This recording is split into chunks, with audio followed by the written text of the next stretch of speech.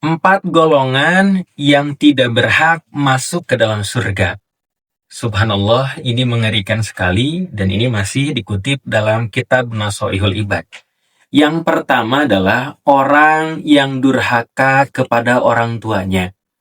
Ini kalau ada orang yang durhaka, maka jangankan di akhirat, di dunia saja sudah susah hidupnya.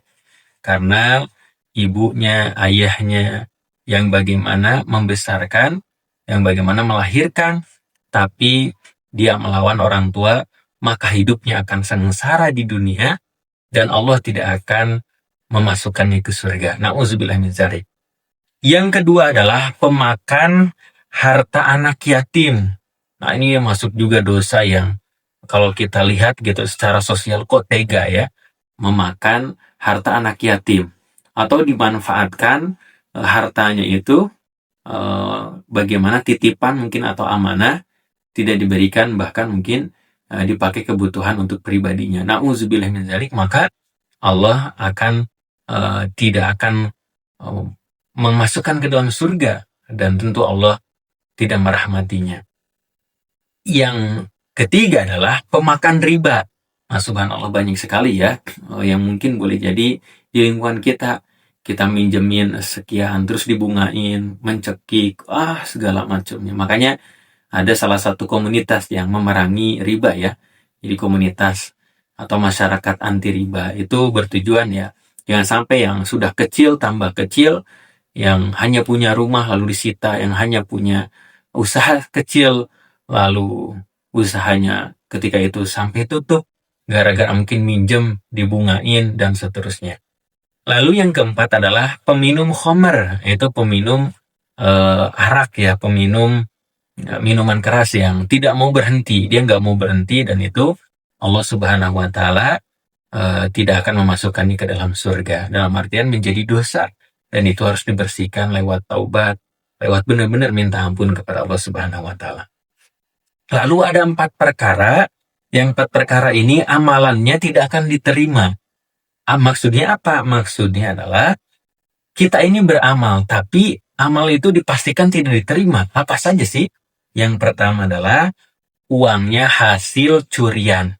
Misalkan mencuri, terus uangnya dipakai umroh, dipakai haji, ya tidak akan diterima karena uangnya hasil mencuri, yaitu misalkan korupsi dan seterusnya, itu tidak akan diterima. Jadi subhanallah itu terlihat mungkin ibadah, tapi uangnya dari mana itu tidak halal, maka tidak akan diterima. Atau yang kedua, uangnya hasil tipu, hasil menipu. Nah, itu juga sama. Gitu ya, kalau tadi mencuri, korupsi, kalau ini menipu gitu ya. Menipu A, B, C, dan mungkin banyak juga penipuan dan sehingga uangnya dipakai ibadah, dipakai bangun masjid, dipakai sholat dan seterusnya, itu tidak akan diterima karena uangnya hasil daripada menipu. Lalu yang ketiga, hasil pengkhianatan. Nah, ini tidak akan diterima. Dan yang keempat, itu tadi hasil daripada titipan anak yatim. Seperti tadi ya, ternyata uang untuk anak yatim tapi malah dipakai yang lain, itu tidak akan diterima oleh Allah Subhanahu wa taala. Dan juga ada perkara yang perkaranya ini menjadikan tidak akan dirahmati oleh Allah Subhanahu wa taala. Termasuk dosa juga, yaitu bagaimana orang yang senantiasa mengganggu tetangganya. Mengganggu tetangganya itu dengan lisannya, dengan mengganggu mungkin banyak hal ya. Sampai sebenarnya dalam Islam kita nggak boleh bagaimana berselisih, bertengkar dengan tetangga. Memang mungkin hari ini banyak juga ya perselisihan dengan tetangga karena ada hal yang membuat mungkin tidak baik, tapi disitulah bagaimana Islam harusnya saling menjaga daripada tetangga. Kita punya saudara, tapi boleh jadi saudara itu jauh, maka biasanya yang membantu adalah tetangga. Tetangga depan rumah kita, kanan kiri kita, bahkan mungkin lingkungan RT. Disitulah kita hidup dan disitulah kita sama-sama saling tolong-menolong, saling berbuat baik. Lalu berikutnya adalah bagaimana yang berdosa di hadapan Allah Subhanahu wa taala, termasuk yang yaitu yang menghimpun 2 wanita 1 mahram dijadikan istri. Ini gak boleh juga ya. Jadi misalkan adik kakak atau misalkan menghimpun di situ, ternyata tidak dibolehkan, bisa berdosa dan dosanya sangat besar. Dan termasuk orang yang berzina dengan istri tetangganya. Nah ini apalagi dia udah menikah, lalu ternyata dia berzina dan itu dengan orang yang dikenalinya, orang yang tetangganya itu, Allah tidak akan merahmatinya, Allah tidak akan memasukkannya ke surga, bahkan dicampakkan ke neraka. Nauzubillah min dzalik.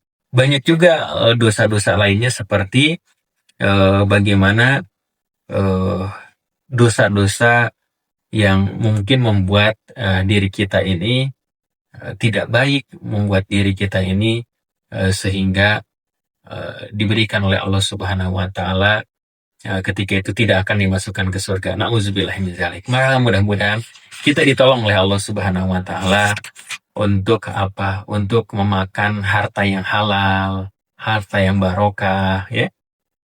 Lalu bagaimana menjadi orang yang jujur, menjadi orang yang amanah, ya, menjadi akhlak yang baik ke tetangga, menjadi akhlak yang baik kepada sesama di lingkungan kita. Nah itu harapan kita dan hidupnya akan bahagia, hidupnya akan tenang, hidupnya sebaliknya akan dirahmati oleh Allah, dimasukkan ke dalam surga, diampuni, disayangi, anak keturunannya soleh-solehah, berkah rezekinya. Amin ya Allah ya Rabbal Alamin. Banyak harapannya, tentu harapan dan doa-doanya mudah-mudahan dijabah oleh Allah Subhanahu wa taala. Semangat dan tetap istiqomah. Tentu ayah bunda kita sama-sama saling menasehati. Boleh ditulis di kolom komentar nasihat kepada kami, kepada kita semua ya. Mudah-mudahan kita istiqomah. Mudah-mudahan bermanfaat. Assalamualaikum warahmatullahi wabarakatuh. Oh iya, kami punya program safari dakwah bagi Anda yang memiliki masjid, majlis taklim, sekolah, dan lain sebagainya, berkesempatan untuk mengadakan kegiatan parenting, kajian Islam, seminar, dan lain sebagainya. Dan juga kami memiliki produk buku-buku terbaik seputar parenting Islami dan juga kelas online tiap bulannya. Ayah bunda segera dapatkan, hubungi admin.